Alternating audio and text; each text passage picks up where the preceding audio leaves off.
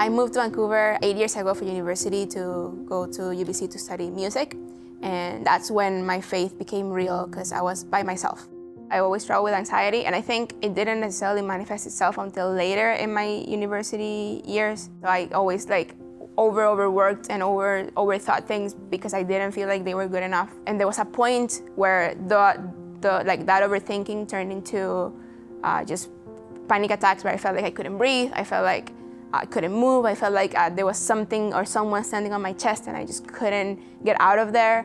There was a point where it was so bad that I kind of knew that I needed help, and so I went to a counselor. But it wasn't until I came to one of my pastors here and I talked to her about it, and she prayed with me, that I actually started experiencing freedom. And it's not like I was healed immediately, but I knew that there was somebody, like that God was there and that He always wanted to care for me. And so I started being honest with God and asking Him, being like, I don't know why I feel this way, and I know that I'm not good enough, but you've made me good enough.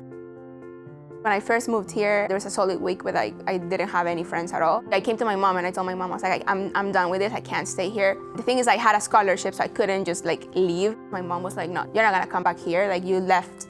So she prayed with me. She's like, Jesus, just bring her a friend. And so after that conversation, immediately after, I went to the cafeteria to have lunch. I saw this girl sitting by herself and I just went over to her and I asked her if I could sit with her. And she was like, yeah, sure. So I sat across from her and she ended up becoming my best friend. She brought me to church, she brought me to Coastal, and without her, I probably wouldn't be where I am today. After my friend brought me to Coastal, I came for a year, and then towards the end of that year, I decided to get involved, and so I did the Connect course. I got really, really involved in just doing sound for church. Heath, who takes care of the sound, every chance he got, he was like, you should do the internship, you should do the internship. And I was like, nah. I had debts and stuff, and I was like, I can't do an unpaid internship. As soon as I graduated university, I need to go working full time. And so I went and worked for a month.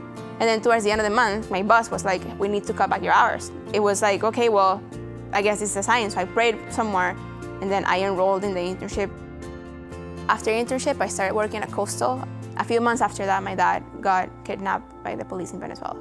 And my dad was giving a conference in a different city in Venezuela, and he was leaving the conference, and the police kind of interjected him and imprisoned him with fake charges as a way to bribe him and get him to pay money as a ransom. I think the biggest thing that kind of caused stress and anxiety in our family was that we just didn't have the money to bail him out, we didn't have the money to pay, and it was unfair because he hadn't done anything wrong. For me, anxiety comes from feeling like I'm out of control, so it was very hard, but that's where people around me came in, and they not only helped me raise money and in the physical things, but also helped pray for me and help support me. And if I ever felt sad, they were there for me. And if it wasn't for church, I wouldn't have had that support network.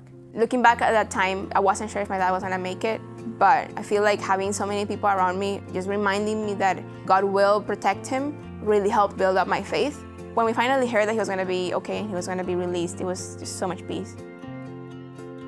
Being at church has been amazing in the fact that I've been able to literally make a family here. People that have only known me for a few years, but that they've taken me into their life as if I'm their sister or their daughter. I can think of so many people that have been essential in my growth, not only with God, but also as a person. It's funny because you hear it all the time and you're like, yeah, the church family, but it's not just like a concept. It's something that you can experience in practice. When you actually spend time serving or spend time with others and doing something that's bigger than you can actually find a family, and that was what I experienced.